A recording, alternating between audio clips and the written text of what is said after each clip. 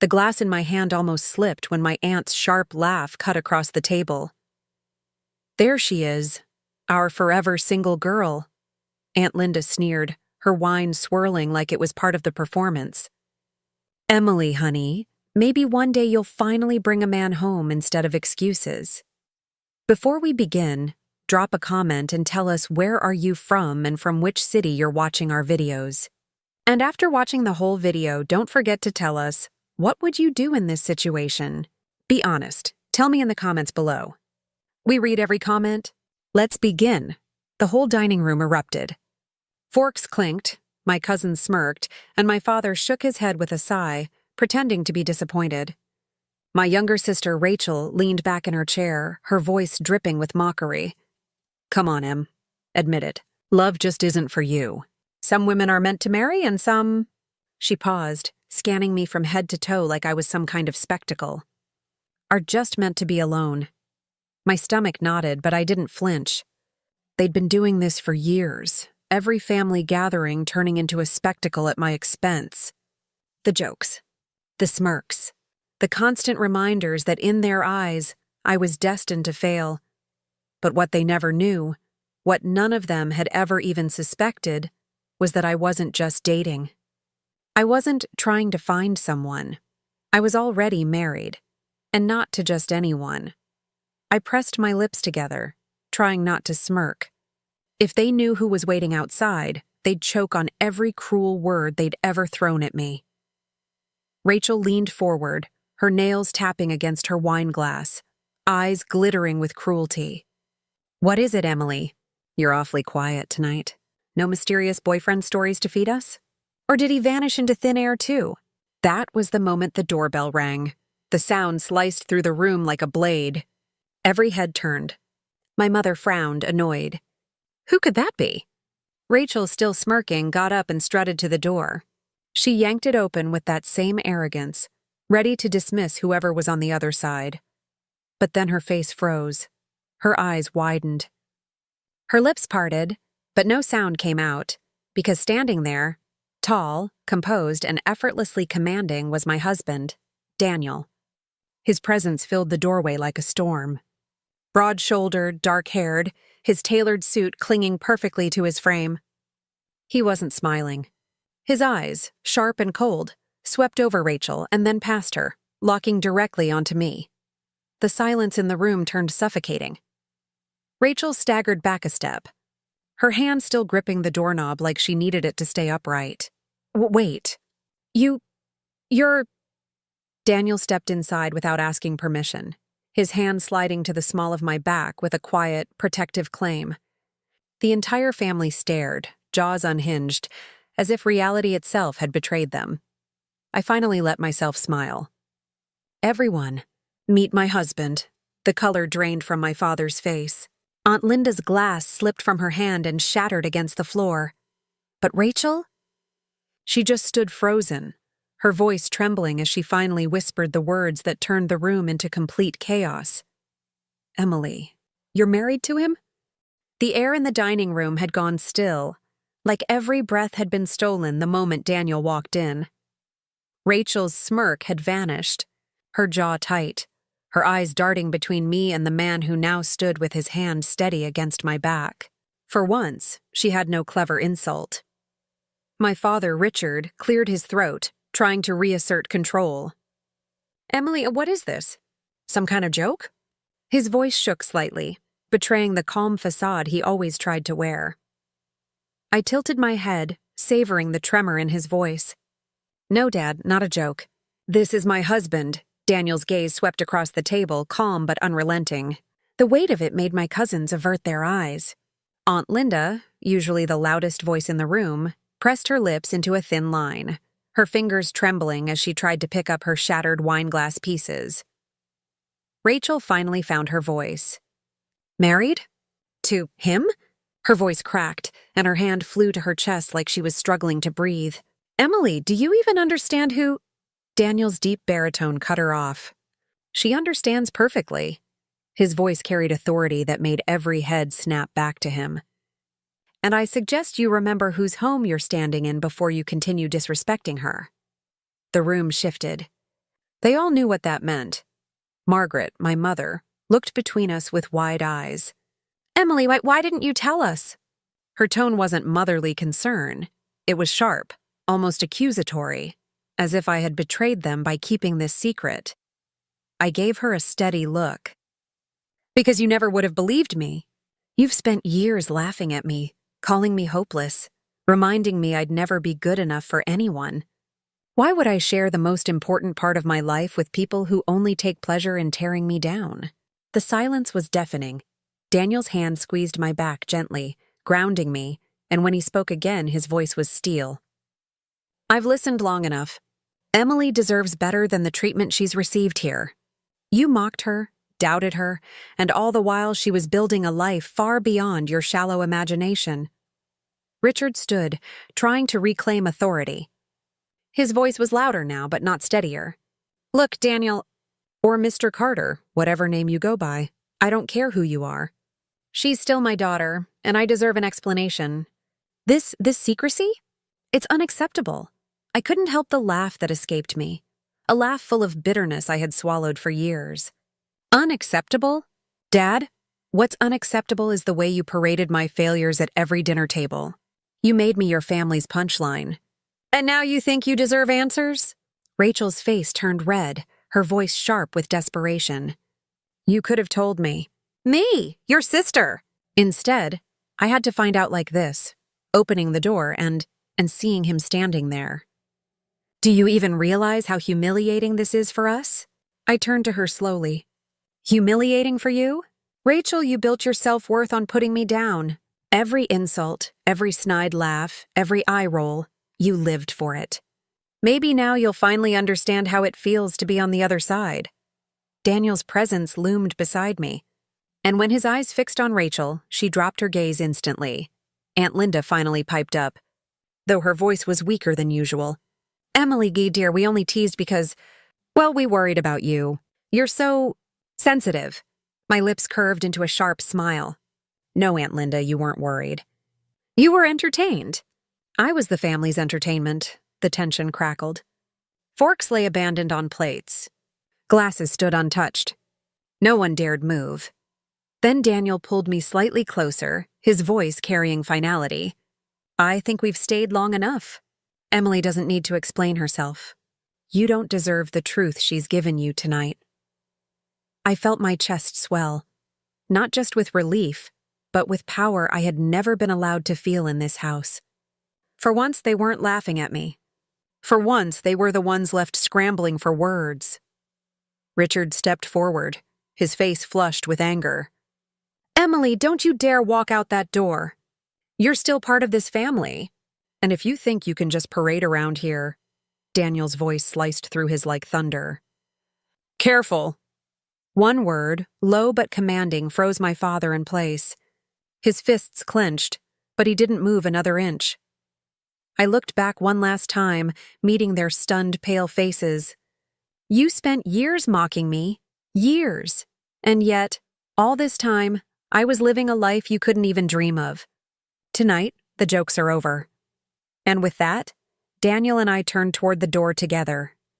The sound of my heels clicking against the hardwood was the only thing breaking the suffocating silence. My sister's breathless whisper followed us out, fragile, trembling, and filled with disbelief. She really married him. The night air hit my face like freedom when Daniel and I stepped out of that suffocating house. The headlights of his black SUV cast a glow across the driveway. My heart was still hammering from the way my father's voice had trembled, the way Rachel had stared at Daniel as if she'd seen a ghost. But before we reached the car, the front door flew open. Emily, wait! Rachel's voice cracked as she stumbled out onto the porch. Her arms were wrapped around herself, as if the autumn chill had finally found her. Daniel paused, his hand tightening protectively around mine. His eyes flicked back, sharp, cautious. Rachel's gaze darted to him, then back to me, her tone no longer mocking but desperate. I didn't know. If I'd known it was you... She trailed off, her face pale. Why didn't you tell us who your husband is? Daniel didn't flinch. His voice was calm but cold. Because it was none of your business. Rachel's lips trembled. He's Daniel Carter. She spoke the name like it was a confession. Her eyes glistened in the porch light. The same Daniel Carter who... She stopped herself, looking at me, then quickly at him, like even saying it out loud might get her in trouble. I tilted my head, studying her. What's wrong, Rachel? Suddenly speechless? You never had a problem finding words when it came to mocking me. Her shoulders slumped, and for the first time in years, I saw fear instead of arrogance. You don't understand, Emily. He's powerful. People don't cross him. Daniel's silence said more than her words ever could. Rachel's voice broke into a whisper. Dad knew. That's why he looked like that in there. He recognized you. He always said if we ever came face to face with you, we needed to... She stopped again, shaking her head. I blinked, stunned. My father knew who Daniel was. All those years mocking me, dismissing me, calling me a failure. He'd known. My chest burned with a mix of fury and betrayal. So he wasn't just mocking me for fun. He wanted me to stay small, invisible. He didn't want me to know what I already had. Rachel bit her lip, her voice trembling. Emily, please. You don't know what kind of man you married. Daniel finally turned fully toward her. The porch light caught the sharp cut of his jaw, the steady fire in his eyes. And yet I've never once raised my voice to your sister. I've never once treated her the way you all did. Ask yourself, who's the real danger here? Rachel flinched, her face crumbling. She had no answer. I stepped forward, my words sharp. Rachel, do you hear yourself? You're terrified of a man who's only ever shown me love and respect. But you weren't afraid to tear me apart for years. That tells me everything I need to know about this family's definition of danger. Rachel's eyes filled with tears. But Daniel tugged me gently toward the SUV. We're done here. But as we opened the car door, another figure emerged from the house. My father? Emily! Richard's voice bellowed across the driveway. His face was red, his steps uneven, like he was fighting a war inside himself. Don't leave like this. You don't understand who you're dealing with. I spun around, my anger boiling over. No, Dad, you don't understand. For years you told me I was nothing, that I'd never have anyone, that I was destined to fail. And all along you knew exactly who I was married to. You kept me in the shadows on purpose. Richard's voice faltered, but he tried to regain control. I only wanted to protect you. Protect me? My voice shook with fury. By humiliating me? By letting my sister and aunt tear me apart every time I walked into this house? That's not protection. That's cruelty. Daniel's hand brushed my shoulder, steadying me, but his own gaze was like ice as he addressed my father. Richard, I warned you years ago that if you ever stood in the way of Emily's happiness, you'd regret it. Tonight is your reminder. The blood drained from my father's face. His lips pressed into a thin, trembling line. He opened his mouth, but no words came. The weight of the silence between them was suffocating. My mother stood in the doorway now, clutching the frame with pale fingers, her expression frozen between fear and disbelief. I turned to Daniel, my voice softer, though it carried all the fire of years suppressed. Let's go. I've wasted enough of my life proving myself to people who never deserved to know me. Daniel opened the passenger door, his eyes still locked on my father. She doesn't need this house. She doesn't need your approval. She has me, and that's more than you'll ever give her. I slid into the seat, my heart pounding, the sound of my father's heavy breathing following me like an echo of the past. Daniel closed the door firmly, the final barrier between me and the family that had caged me for so long. As the engine roared to life, I glanced back through the tinted glass. Rachel stood frozen, her arms wrapped around herself, her lips moving soundlessly. My mother leaned against the doorway, her face pale. And my father? He just stood there, staring at the car, as if everything he had built, the control, the ridicule, the power, had finally crumbled in one night. And for the first time, I didn't feel small. I didn't feel ashamed. I felt unstoppable. The hum of the SUV's engine filled the night as Daniel pulled us onto the empty road. My hands trembled in my lap, not from fear but from the storm of adrenaline coursing through me. For the first time in years, I wasn't swallowing my words. I wasn't sitting in silence while they tore me apart. I had spoken, and they had finally listened. But one question lingered in the pit of my stomach. "Daniel," I whispered, staring out the window at the blur of streetlights. "My father knew you." "Rachel knew you. Why are they so afraid of you?" Daniel's jaw flexed as his hands tightened around the wheel. His eyes stayed on the road, his voice low but steady. "Because your father once worked for me, and he betrayed me." My head snapped toward him. "What?" He finally glanced at me, his gaze softening only for me. "Years ago, Richard came to me for investment money. I gave him a chance, trusted him with resources most men only dream of. But he squandered it, lied, cut corners, tried to walk away like I'd never find out.